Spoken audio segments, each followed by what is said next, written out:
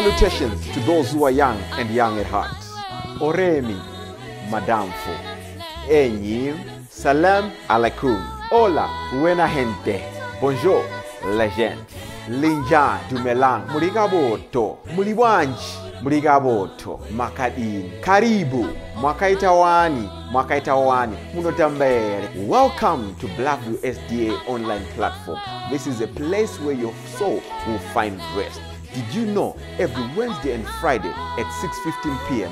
we have consistent midweek prayers? Not only that, during the day from Monday to Friday, if you need a soulful song, please tune into our platform and indeed you'll find rest for your soul. On Sabbath, which is Saturday, we have services from 8:30 right up to 6 p.m. What do you expect to find? We have got the church at study, Sabbath school, music. It's story time. Even our little ones, the children, will find solace on Blackview online worship platforms. Yes, not only are they going to receive a powerful sermon for them, but including the songs, and they'll sing the songs of Zion in the comfort of your home.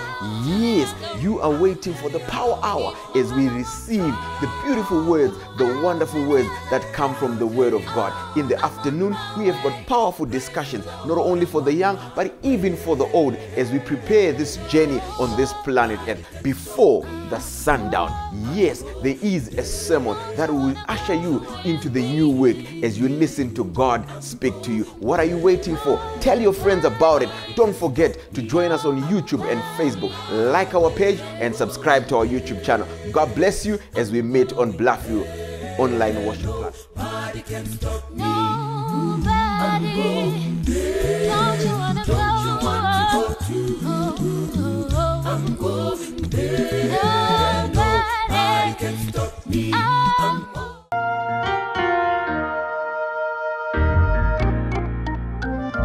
This little light of mine, I'm gonna let it shine. This little light of mine, I'm gonna let it shine. This little light of mine, I'm gonna let it shine. Let it shine, let it shine, let it shine. Don't let Satan blow it out. I'm gonna let it shine. Don't let Satan blow it out. I'm gonna let it shine. Don't let Satan blow it out. I'm gonna let it shine. Let it shine, let it shine, let it shine. Let it shine till Jesus comes. I'm gonna let it shine. Let it shine till Jesus comes. I'm gonna let it shine. Let it shine till Jesus comes. I'm gonna let it shine. Let it shine, let it shine, let it shine.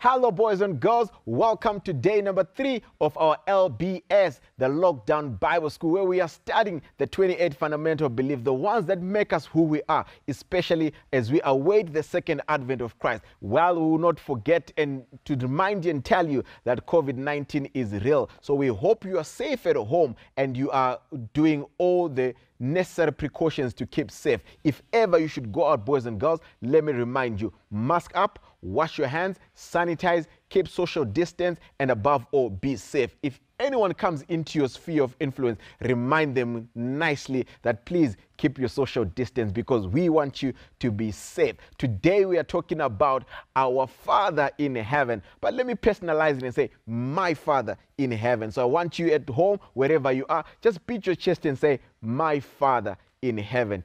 Definitely today we are on lesson 3 and we are looking at the fundamental beliefs that looks at God who is our Father. That reminds us of that beautiful prayer that we always say, our Father who art in heaven. Beloved friends, imagine the excitement that we have when we have our earthly fathers within our homes or just wherever we are. We always feel great. Now imagine above all things that our Father who is in heaven, the one who holds the entire universe in the palm of his hand, we are so glad to call him our Father. So our fundamental belief focuses on God the Father. Come with me to the book. We just want to go to the book of Zephaniah. Zephaniah, I've got an interesting text here that reminds us that God is our Father. And it says in Zephaniah chapter 3, verse 17, Zephaniah chapter 3, verse 17, remember, the sharpest mind cannot be sharper than the faintest pen. So I hope you are writing these verses down and you are writing these beautiful lessons that we are learning in this lockdown Bible school. Lockdown Bible school. The Bible says, the Lord your God is with you. You will rest in his love. He will sing and be joyful about you. What a God who is with you, who will allow you to rest in his love, who will sing and be joyous above everything over your life. So this is the God that we worship. He is such a great God. He is such a powerful God, a loving God that he'll do anything for his children. What are we talking about when we learn about our God who is in heaven? Our God who is in heaven. Well, another text to consider is one we find in the book of Galatians chapter 4, verse 4 to 5. Listen to this. But when the fullness of time had come, God the Father sent his Son so that we might receive adoption as sons. That's from Galatians chapter 4, verse 4 to 5. What is the central or the treasure that we find in the third fundamental belief about God, our God who is in heaven? It is very important that God, the everlasting Father, is the creator of the universe. He is the source, he is the sustainer, and the Lord of all creation. God coexists and shares his character with Jesus, his Son, and the Holy Spirit. Wow. What a God. What a God. Listen to this. He is the everlasting Father. Well, he is there for us from eternity to eternity. More than that, he is the creator. He is the source and the sustainer of our life. Well, I like the story of Abraham and his son Isaac, where we find that God is God Jehovah Jireh, the Lord who provides, the Lord who always wants us to have the things that we want. And above all, our God the Father coexists with Jesus the Son and also the Holy Spirit, as we learned yesterday in 1 + 1 + 1 = 1. That's what we learned today. But today we are focusing on God the Father.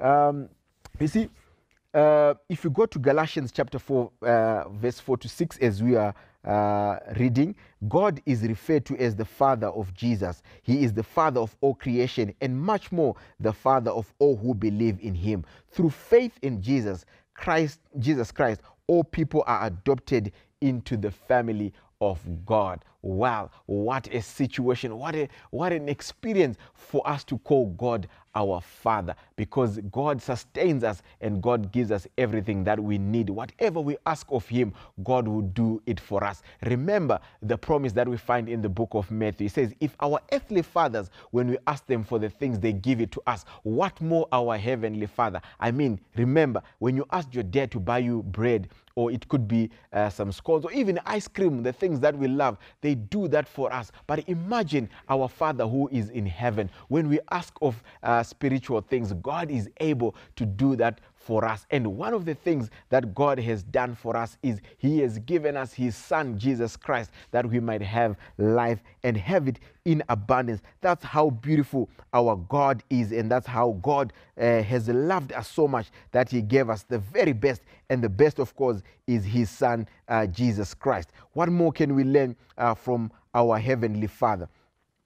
God has forgiven our sins. this is what God has done for us. If we are obedient to the promises of God, God will give to us that which we ask. He says, ask anything in my name and I'll give it to you. This is the God that we worship, the God who gives us the things that we so desire. But we have to be obedient unto him. Remember, obedience is better than sacrifice. When we obey God, when we do what God would want us to do, God will give us the things that we want in life. And God has given us his protection. Look at Psalms chapter 51. You remember the story when David is telling us how God has actually protected him even from sin and all the wiles of the evil one. So God is our protector, and God is our provider, and God is everything that we desire in this life that we live. And God wants to relate with his people. That's why he has given us the gift of his son, that we might experience his love in this life that we live. And how did God finally demonstrate his love towards us? That while we were yet sinners, he sent his son to die for us. That's how much God has loved us. Remember John 3 verse 16, for God so loved the world that he gave his only begotten son, that whosoever believes in him should not perish but have eternal life. Wow, what a God who has loved us so much that he gave us his very best. And he says when he comes to take us, we will look just like him. This is the love of our God to us. So therefore, let us worship our God in the beauty of his holiness, and let us worship him in truth and in sincerity. May God bless you as you continue to worship our Father who is in heaven, who is willing to do everything for us as long as we are obedient to him. God bless you. Let's meet again tomorrow as we talk about God the Son, Jesus Christ, our friend and personal Savior. God bless you.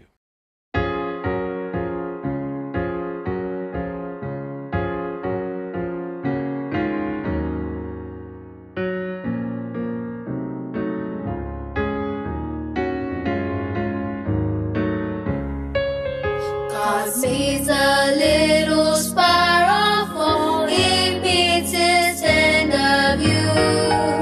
If God so loves the little things, I know he loves me too. He loves me too, he loves me too, I know he loves me too.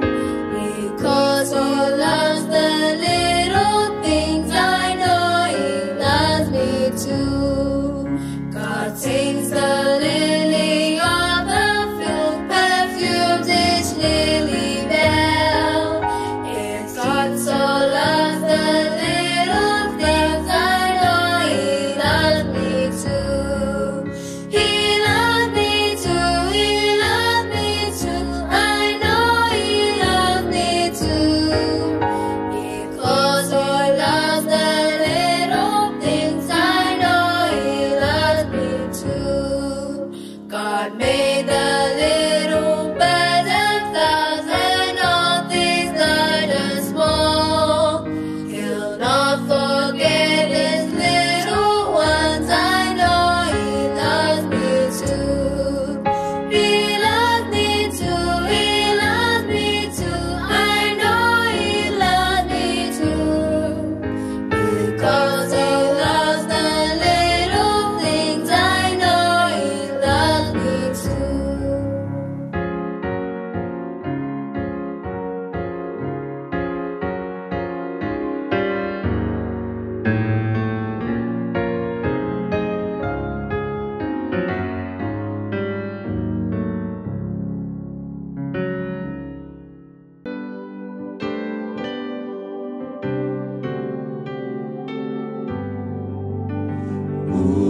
Ultimo uno era uno ti tugamira urite chgoma Christu vatewe riva Jesuva Vano faram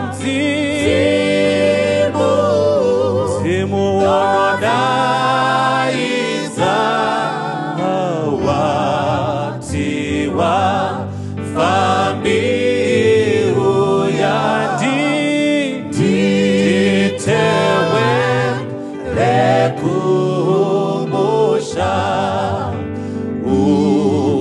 unesudzese nguwa unoda kubatsira musatisiye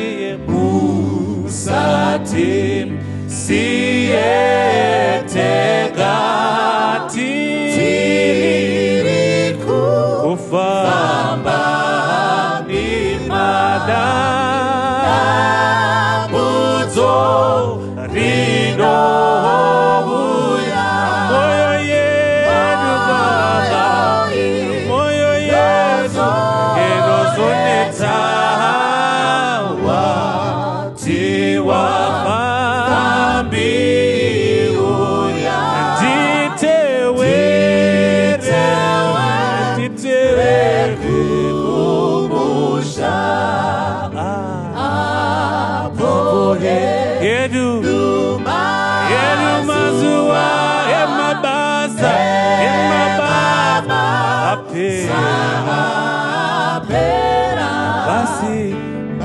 basi kunozo sara kuyendako udeka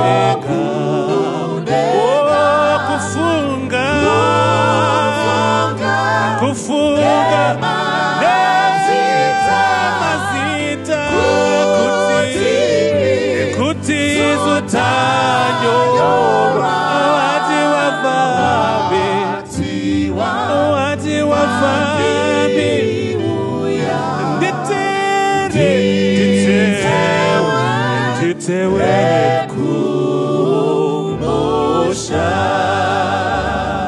Makadi vanhu vaMwari, tinokutendai nemukana watapiwa kuti tidzidze soko raMwari, zvimwe zvaJesu. Panguva ino musoro wenyaya unoti rufu runodadisa. Umwe munhu angagona kubvunza mubvunzo kuti ko rufu rungadadisa here? Pastor dai mataura maybe nezvenyaya yegraduation, kana kuberekwa kwemwana, kana kubudirira mukati meupenyu, ndo zvinodadisa. Nhasi uno ndauya nenyaya ine musoro wenyaya kuti maiziva here kuti nyangwe rufu chairo runodadisa. Ndakamboenda kune mamwe mafuneral ekuti munoita sekunge munochiva chitunha kuti wakomanaka munhu uyo akafa zviri right, mafiro akaita anodadisa, ende vanhu matestimony avari kupa everyone. Moza ndakamboenda pane imwe funeral vanhu vachirwira kuda kutestifya bedzi matestimony zvekuti munhu akanga ari MC akanga ane list, but kuno mumwe akangoenda kumberi baiginya kuti warumeka ini ndine chekutaura. Murume uyu anga ari munhu waMwari, mai ava vakablessa community. Munoona even munherera shirikadzi vachitaura zvakanaka serufu rwaDorcas.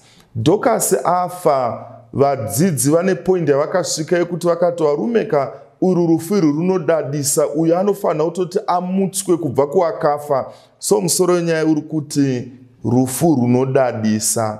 Ini nangu munamato wangu ndokuti kana Mwari achizotendera kuti ndivate rufu rwangu ruve peaceful, ruve rufu runodadisa again, serumwe rwatichadzidza mukati meBhaibheri, beside rufu rwaDorcas rwandataura, kuna vamwe vanhu mukati meBhaibheri vane rufu runodadisa. But tisati tasvika kurufu runodadisa, pane zvatinofanira kuti tiite as ma-individuals, pane zvatofanira kuti tiite sevabereki, vana baba vana mai, pane zvatofanira kuita as a church, pane zvatofanira kuita sema-elders, ma-pastors, even vaparidzi, so that kana vanhu vachifaka, kunyangwe ma-church members, kunyangwe community, vanhu vafe rufu runodadisa.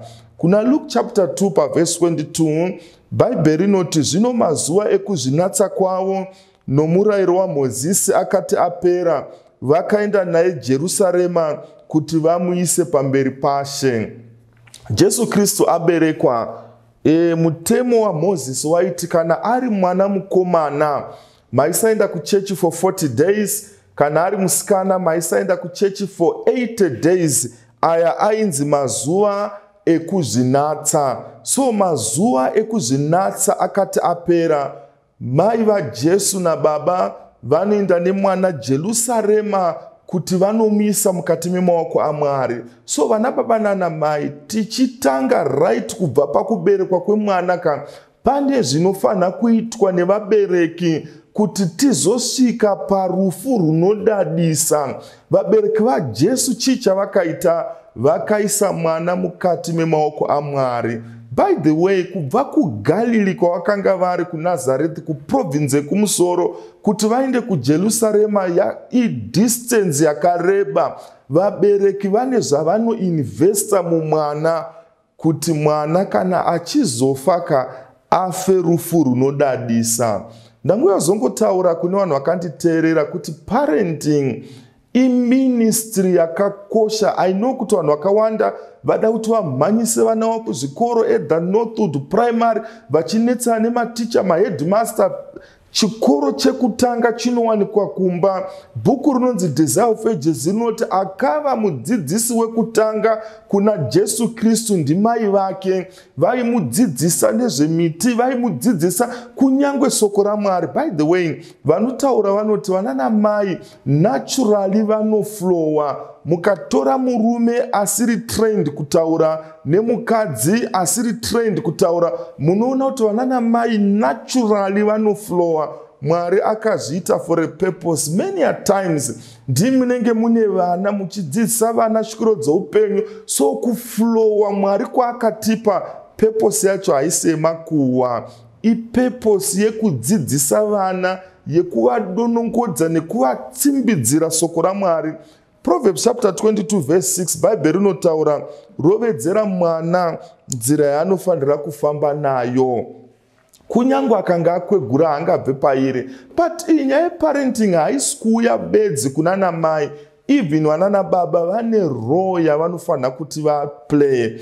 That's why ndinigara nditaura nyaya yemurume anonzi Samson. Samson aberekwa, or even before asati aberekwa, ngirozi inotanga kutaura namai. Baba vanoramba, kwete kuti vakanga vasingatende, vanoti iye wacho atanga kutaura newe iyeka, ngauye ataurawo kwandiri, nekuti panyaya yeparenting ini sababa ndoda nditore role. Denga ndobva ragara pasi, ndobva ratoona kuti anyaya yawo mai. Baba vari kuti naivo vada kuudzwa nzi mwana we acharerwa sei, zvinhu zvaasingafaniri kudya, zvinhu zvaanofanira kudya. Mutumwa ndobva auya, ndobva asvika mai vari vega. Mai ndokubva watomhanya zvikanzi uya wekumbotaura neni auya. Baba ndobva wazonzwa kuti mwana anofanira kudai kudai. In other words, Manoa anga ari munhu waMwari, ari kuti panyaya yeparenting neniwo ndine role yandofanira kuplaya. Saka Joseph naMary vari vaviri vakaenda Jerusarema. So ndiri kuti kuna nababa, nyaya yeparenting haisi yamai bedzi. Kuna mwana nababa wekuti havatozive kuti zvinhu zviri kufamba sei. Vamwana nababa mukavabvunza kuti mai mwana uyu ari grade 1, unonzwa kuti ari grade 5, mai voti hamunyareri, unonzi sorry grade 7, wakomana baba ningiti. They don't even know kuti zvinofamba sei. Maiziva here kuti kuna mwana nababa zvinhu zvinongoenda zvega. Even masaizi ehembe havatozive zvokuti Edgars ikanzi yauya panapa yoti ntoda kupawana nababa nguo 10 dzevana, that panongodiwa nababa vari kuziva masaizi evana, masaizi emudzimai. Kuna mwana nababa havazive, they do dega. Ndanguya zotaura kuti parenting ibasa rababa namai. Then panyaya iri very critical, or panguva iri very critical, kubva pa0 to 7 years. So from 0 to 7 years, kunyangwe Josefa naMaria vakanga vasina mari zhinji, vari kuinvesta mumwana, vari kuenda kuJerusarema. Chii chavada kunoita? Vari kuda kunoita inonzi dedication, kuisa Mwari mukati memaoko aMwari. Dedication zvinoreva kuti kudii? Joseph naMaria vari kuti mwana uyu achazokura, zvimwe kuda anogona kuda kuzobva muGalilee muno machienda kuSamaria. Kwatisi kuvabereki, isu mwana zvaachaita with the Samaria, Judea, achada kuenda kuJericho, achada kuenda kuJerusarema ega. Isu Mwari we are limited. taakumuisa mukati memaoko enyu, the omnipotent God, imi Mwari mune simba rose, Mwari mwana uyu taakumuisa mukati memaoko enyu, the omniscient God, Mwari anoziva zvose, the omnipresent God, Mwari ari pese pose. Saka dedication, kuedza kubvuma kwemubereki kuti ini semubereki am limited, but imi Mwari kwamuri kune simba riri unlimited. Saka Joseph na Mary vanodedicata mwana. Nchikurangarira ndiri mukomana, primary yandakadzidza kubva pamba kuenda pachikoro, it was less than 3 kilometers. So for 2.5 terms taienda tega, taifamba murodhi imomo mune zvimudhudhudhu, mune motokari. But ndichiri kurangarira ka1 pagore paitwa mutambo wainzi Parents and Prize Giving Day. Ndaienda namai vangu vakomana, taizosvika kuchikoro tanzwa nekutukwa. Ime hamusi kuona bhasikoro budai murodhi nini, hamusi kuona moto. But chimwe chinhu mubereki aikanganwa kuti for 2.5 terms tainge tiri tega. Have you ever noticed kuti vamwana vedu vari kudzidza kuMalaysia, vamwe kuChina, vamwe vari kuAmerica, but pamwe zvimwe kuda pavanouya paholiday or even vapedza chikoro, mubereki sometimes anozoita seunge anogona kuriritira, garai pasi, simukai enda nini, ibvai ipapo, this and that. Sometimes vabereki tinokanganwa kuti munhu anogona kuchengeta vanhu ndiMwari. Yes, chipuka chinova munhu ndo chinononoka kurumurwa. Dzimwe mhuka that same self day dzaberekwa dzenza dzakutogona kumhanya, dzakutofura, but munhu anotora time. But beside that, nguva vabereki yamunopedza mune vana ishoma kupfuura vana yavanopedza vari voga. So kupedza nyaya iyi, Bhaibheri rinotaura Joseph na Mary vanoisa mwana mukati memaoko aMwari. I know, I'm sorry to say this, time is very critical, 0 to 7 years.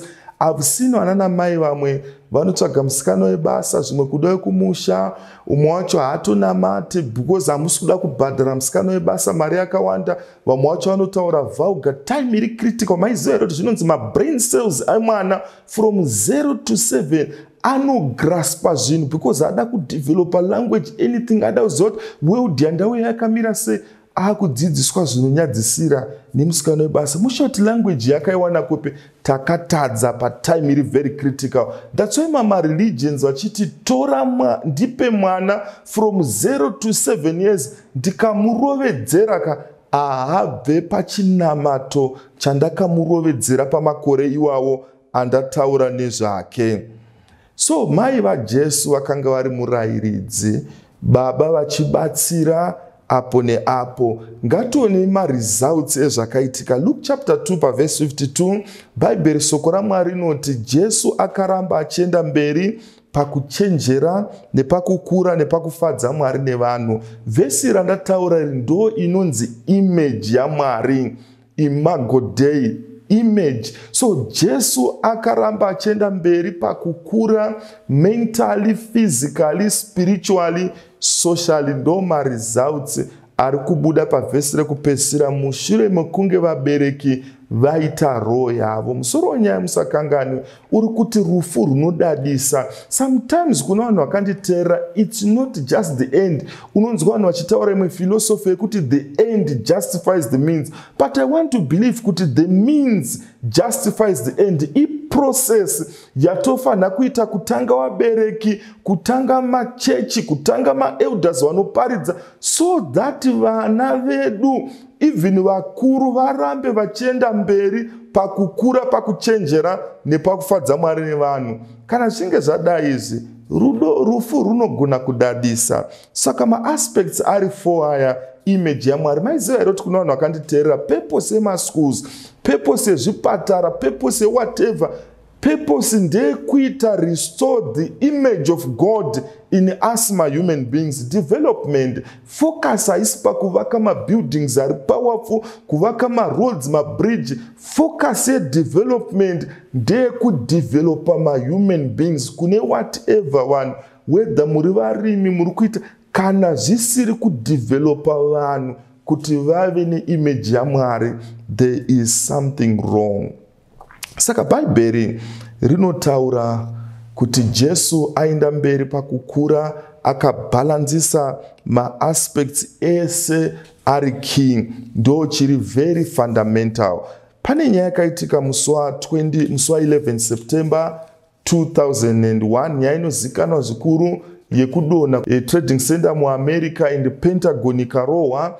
Varume vakanga vari 19 materrorist vakaita chinhu. Umwe wacho akarohwa imwe World Trade Center ainzi Muhammad Atta. Akanga ane masters in town planning, anga ari pilot again, ane madiploma akawanda. Ngatimboitai analysis yedu. Chinonzi kurarama chi before tisataenda kurufu runodadisa. Kurarama kwakanaka, murume mentally akanga ari intelligent, because kana usiri pilot ugone kusimudza ndege. Anga akadzidza ane degree town planning, aitoziva kuti ndege tinogona kudiveta sei. So mentally sharp and physically akanga ari munhu kaane utano hwakanaka. That's why akagona kujamba mundege ndobva abvisa vakanga varipo. Kana pane mapurisa ndobva whatever, kana vanga vane saka physically 100%.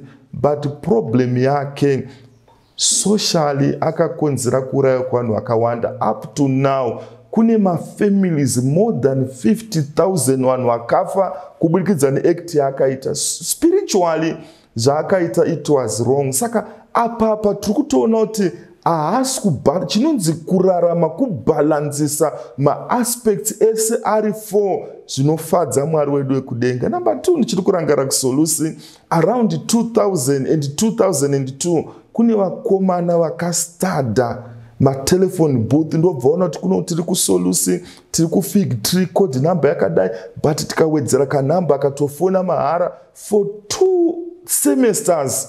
Vanhu vaifona mahara, vanhu vakafona ku-UK. Ngati analyze nyaya again. Vakomana mentally vakanga vari sharp.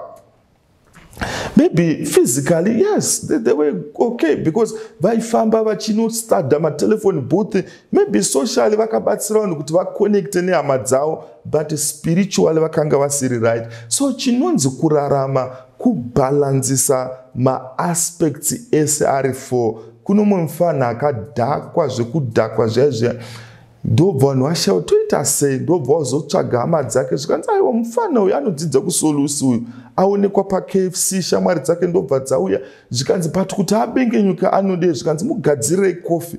Iye ndobva avhura ziso zvikanzi handimwe kofi ndiri muSabata. Iye akadhakwa but ari kuti handimwe kofi ndiri muSabata, which means pamwe nyaya yakarovedzerwa kwaarika inyaya yekofi. Maiziva here kuti tine maSabata asiri ma-total beings, vasiri totally good. Vamwe vacho vanoemphasize zvimwe zvinhu. Kuna vamwe vaparidzi vari so nice, very powerful papulpit, but angoburuka ipapo very rough. Aiwa, Jesu akabalancisa ma-aspects ese ari 4. Kuna vamwe vanhu vatori ma-vegetarians, but kupombweka in number 1. Maiziva here kuti even Hitler was a vegetarian. Kwoita vamwe vanhu health reformuka ari so strict, nyaya madomasi, this and that, but hospitality yake socially munhu ari very bad. Kuna vamwe vanhu vari too heavenly minded but of no earthly use. Kafuro kanotamadziwa very spiritual, unotanga achadonha neutsveni. Vamwe kapindiro kaonta muchechi vanenge vakaita kakubhenderera zvine utsveni, but kune mamwe ma-aspect vanhuyo vari so cruel. Hamusati mamboona zvakadaro. Kuita vamwe vanhu physically vari very temporary and vari religious. Kujimu kana iri 5 AM kujimu, anotoenda kujimu time iyoyo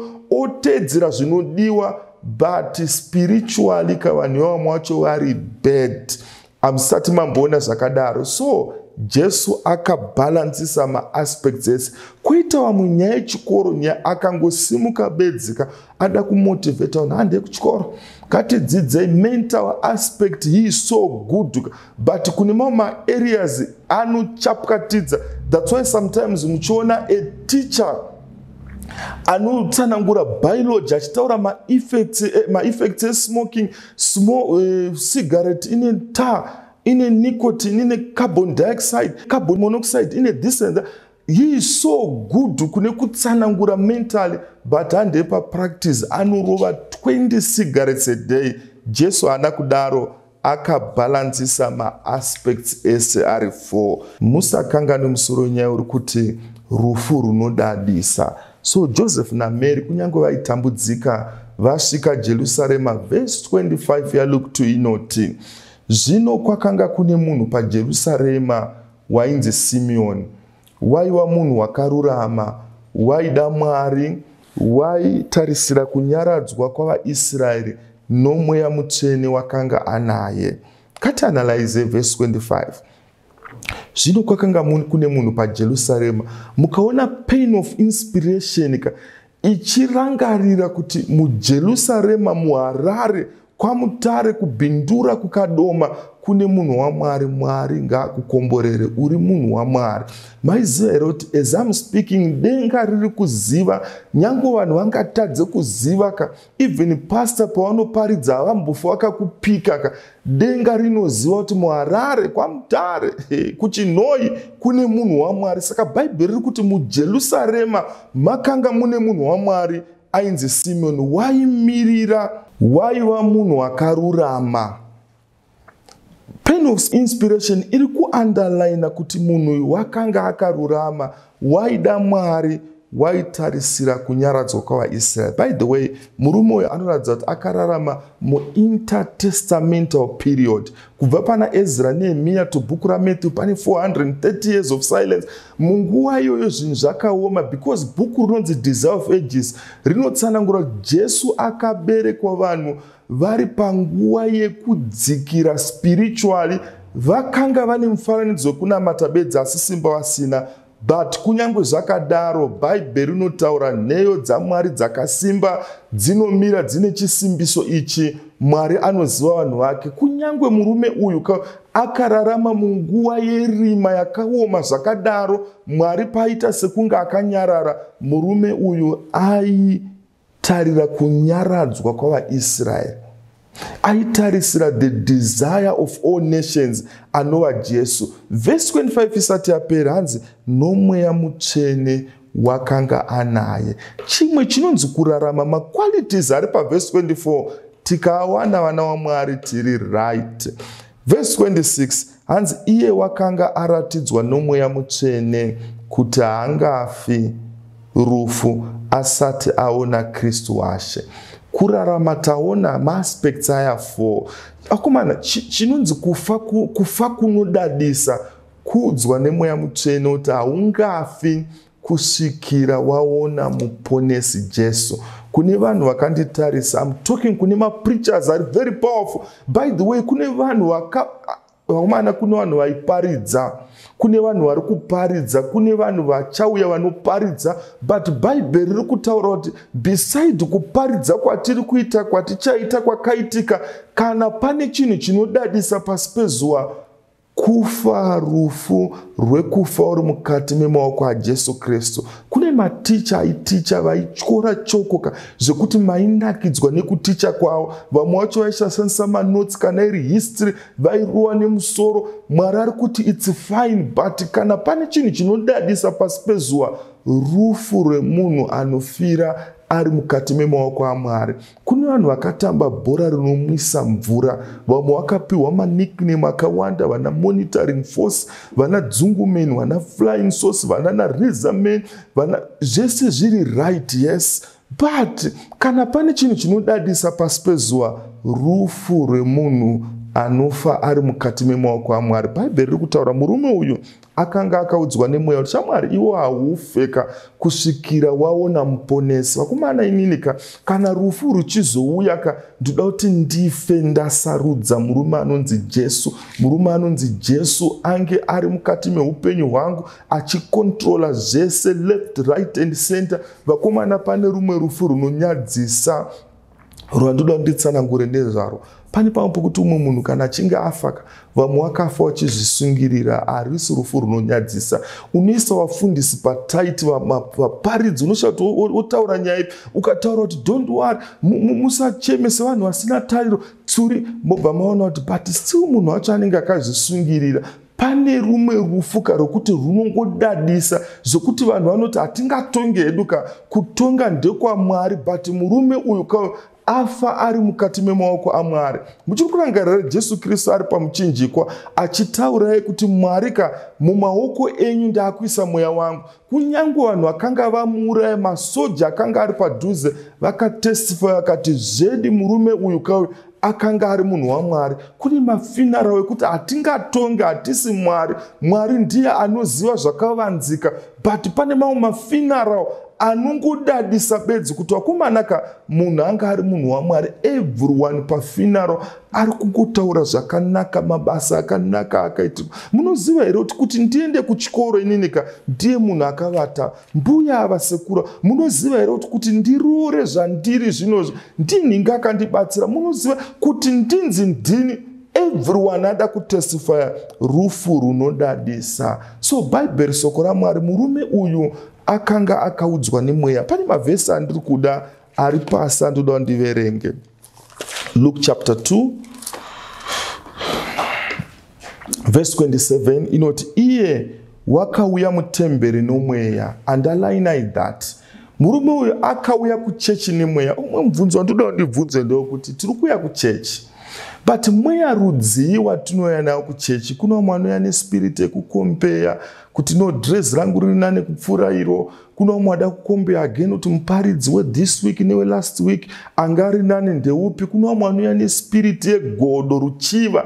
Uyu chakaita kuti akomborerwe aone muponesi akauya nemweya mutsvene kuchechi. Maiziva here kuti chechi imwe chete vamwe vanobva vachitaura kuti wakomana ini ndableswa, ndakomborerwa kubva pasabhasku endi ndafarira mabatirwo aitwa sabhasku. Divine service yacho listen yemasikatika ini ndableswa, yeti same church, same building, same mabhenji. Umwe anobva achitaura kuti kuchechi kwacho kwangu chibohwa ende zvinhu zvacho zviri kungobohwa, but chakaita kuti uyu munhu akomborerwe akauya nemweya mutsvene kutemberi. Zvino vabereki vakati vachiuya nomwana Jesu kuti vamuite nomutoo womurayiro. Idedication iri kutaurwa. Akamubata mumaoko ake akarumbidza Mwari achiti, zvino tenzi muranda wenyu ngaaende hake norugare sezvamakareva, nokuti meso angu aona ruponeso. Verse 30 rwenyu rwamakagadzira pamberi pevanhu vose, chiedza chekuvheneka vahedheni nokurumbidzwa kwavanhu vevaIsraeri. Statement yandiri kuda paverse 29 iri kuti muranda wenyu ngaaende hake. Mawedzi ari kutaurwa nemurume ari kuti nyangwe ndikafa it's fine, muponesi ndamuwana. Maiziva here kuti kana munhu achinge asarudza Jesu ahatye kufa, ahatye rufu. That's why David even aitaura kuti Mwari nyangwe whatever happens it's okay as long ndiri padombo rinova Jesu Kristu.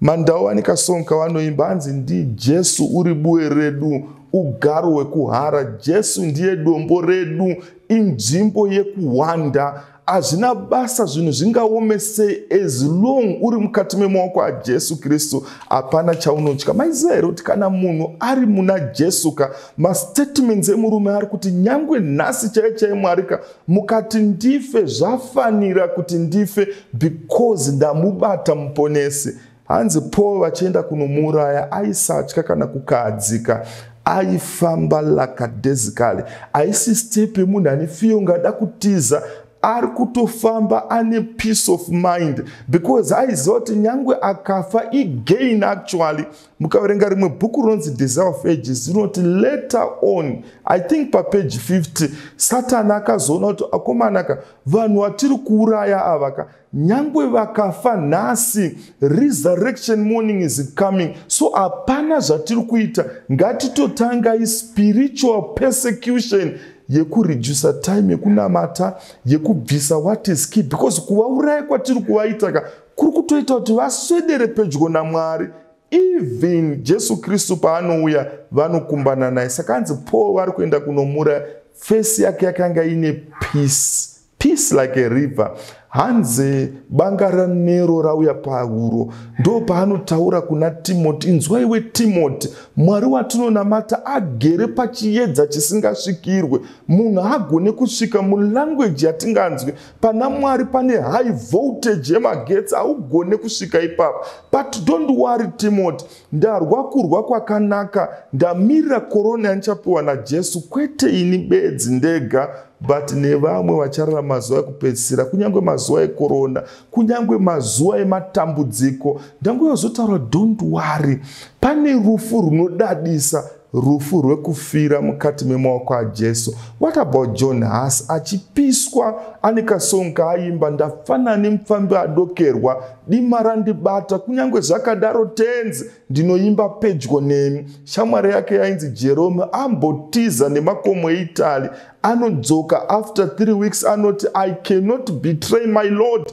Anoiswa pasteke, anotanga kupiswa tsoka makumbo, na iye ane kasongo kaaimba, ndafanana nemufambi adokerwa, dima randibata, kunyange zvakadaro tenzi ndinoimba pedyo nemi, ndinomira pedyo nemi nyangwe zvikaoma sei. Ndangozotaura kuna nababa nanamai, rufu runodadisa, kufa uri mukati memaoko aJesu. Kuna vanhu vakaita zvinorova, vamwe vairidza ngoma kazviriko zvokuti vanhu vaita kumana muno muvillage ka mubhuku rinori kune vanhu vanoridza ngoma ka, but kana vari baba matanda vari kumberi, yes, wakaita zvinorova. Kune vamwe vanotonzi mahey days, hakuna mbiri inopfuura ka kufa rufu rwemukristu, mufi anofa ari mukati memaoko aJesu. Because whatever zvatakaita pasi pezuva, Bhaibheri rinotaura mabasa edu anotitevera. Jesu ndeumwe anofa rufu runodadisa, peaceful.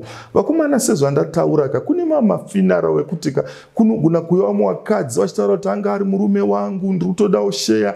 Vamwe vana vouya zvoti mungagone kuramba kuti haasi mwana wepoka, but mukatarisa vana ivo nevamunavo vana ka, munoona kuti matwinzi. Rufu rwacho runenge ruri chaos. Vakomana, kune vanhu vakanditeerera vanotaura vanoti magumo akakosha kupfuura mavambo. I don't know chii chakaitika, maybe process yandatsanangura kukura pamweya, papfungwa, even socially, zvinogona kunge zvisina kuitika kwauri, but pane mukana sembavha pamuchinjikwa, ndeimwe inofa zvinodadisa. Upenyu hwake hwose akanga ari gororo, but last minute is very important. Pa last minute murume uyu anoti kuna Jesu, musandikanganwe muumambo hwenyu, kana makuuya remember me. Vakomana, rufu iri runodadisa. Pane umwe mufundisi ainzi Pastor Michael Chigogora, very powerful. Mufundisi uyu ndaimuda tichikura, he was powerful, achirova nyaya yeprofesi. I know tikaenda kuma youth camp, I still remember youth camp in 97, 98, murume achirova very powerful. Musi wa 20 January 2001, pastor vakanga vasiri kunzwa zvakanaka. So musi wa 20 January tiri kuchikoro, saka angari chaplain wainzi Pastor Daniel Chunga, ndobva zvanzi pane pada kuitwa anointing service. So kune vari kuita ministerial practicum, munogona kuatenda this anointing service, just kuti mungoona kuti anointing inoitwa sei.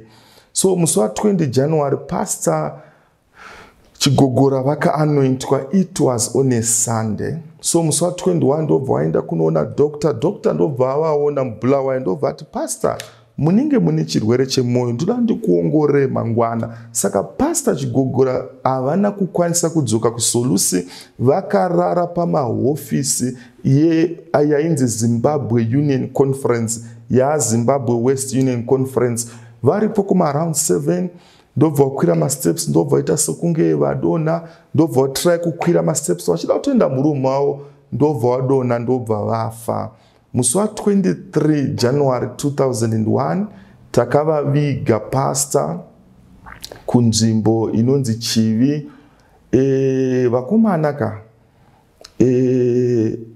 kana pane rumwe rufu rwaidadisa, yes, rufu ruri painful.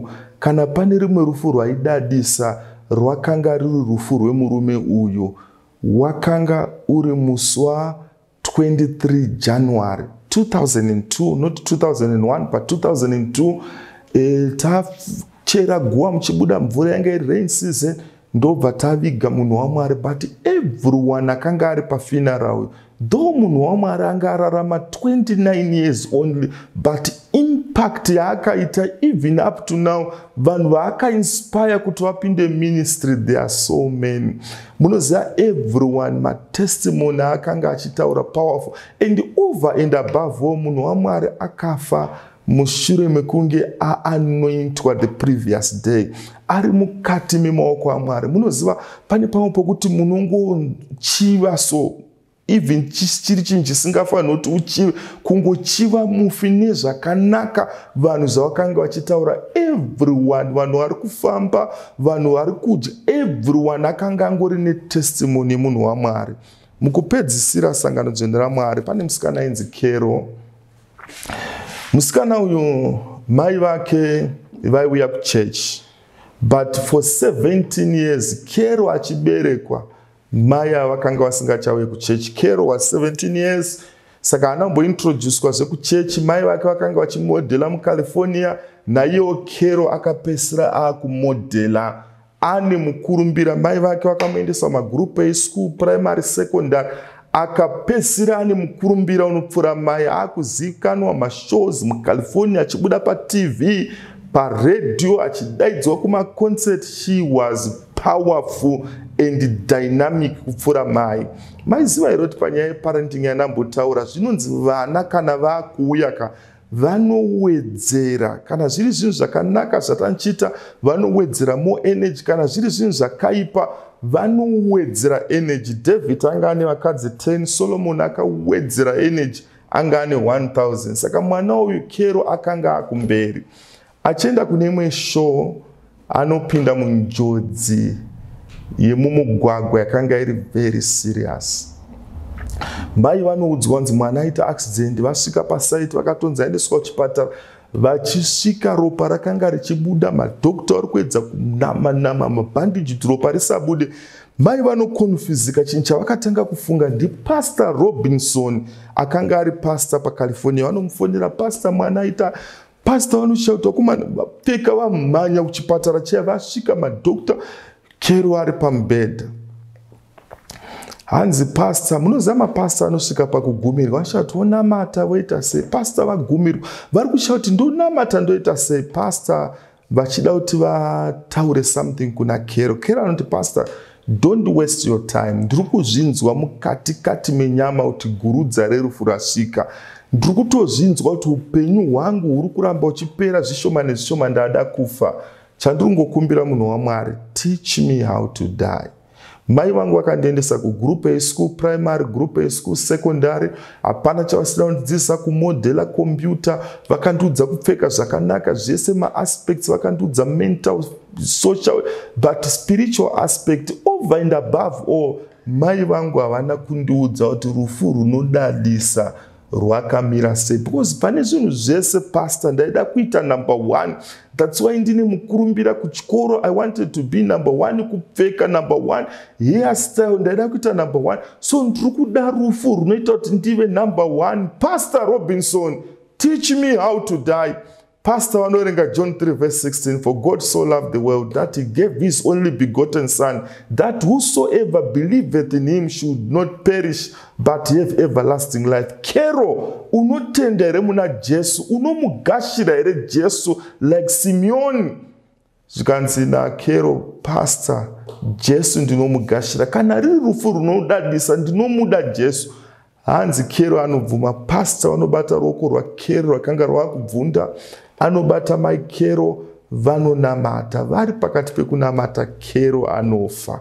But good news, Kero anofa rufu runodadisa, anofa ari mukati memaoko aJesu. Maiziva here kuti chinoita kuti munhu afambe achitaura ega sometimes is psychological challenge. Zvataifanira kunge takaita kana tisina kuita zvinodzoka. Pane last stage inonzi ego versus guilty. Kana takaita zvakanaka tinongoita ego yekuti tindakaronga stand, tindakawanina. That's why mugona kuti vanhu vanenge vakura mainly nyaya dzavo it's the past. Ndindakaronga this, ndindakazodai.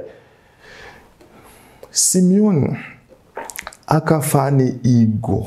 Kuna vamwe vanhu vanofa kupopota, vamwe vanofa kutuka vanhu, vamwe vanofa kutaura zvinonyadzisira. Takamboenda unoona mumwe munhu airwara achitaura, torai mazoe munotorera matombo ekunjanji mosanganisa nedovi mondipa ndodya. Kuna vamwe vanofa mentally disturbed. Rufu runodadisa irufu rwaJonasi, rufu rwaPastor Michael Chigogora, rufu rwevatsvene, rufu rwaSimeoni. Ari kutoti nyangwe ndikafa it's okay. Varipo vari kuti pastor, toda rufu runodadisa. Kuita mari yakawanda, ungaite zvigayo, ungaite masabhabha, ungapinde mundege.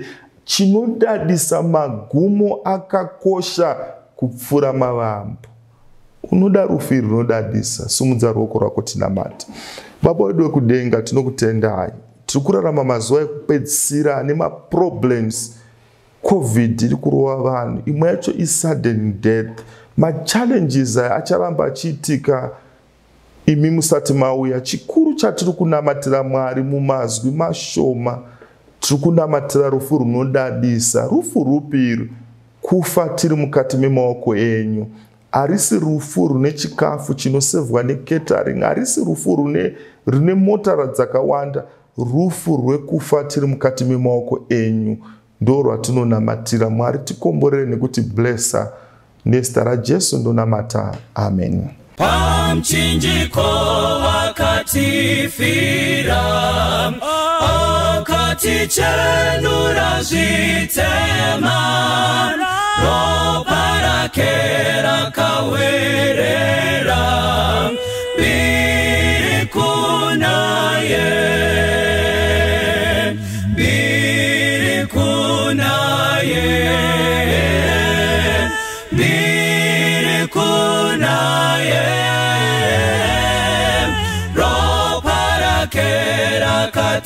Samba biri kunaye,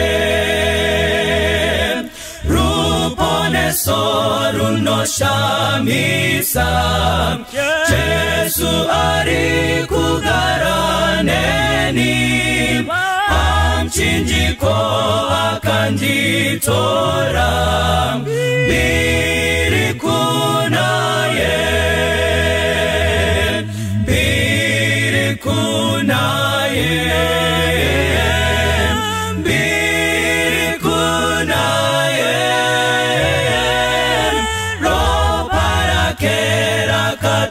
Samba biri kunaye, simerino visajitema, dinofarana wamariri, umo Jesu andichenura, biri kunaye.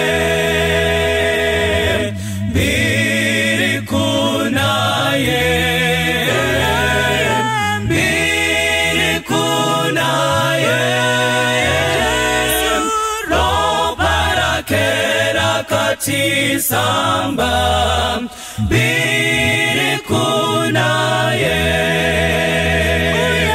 uya kutimera kanaka, chiunze kuna muponesi, pinda monasi uperere, biri kunaye.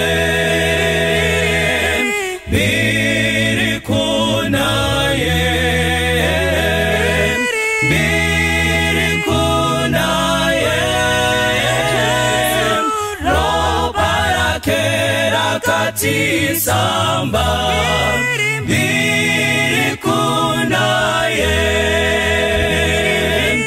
biri kunaye, biri kunaye,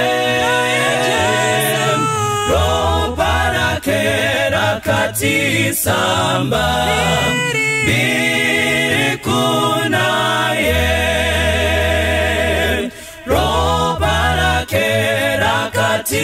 Samba biri kunaye, roba rake samba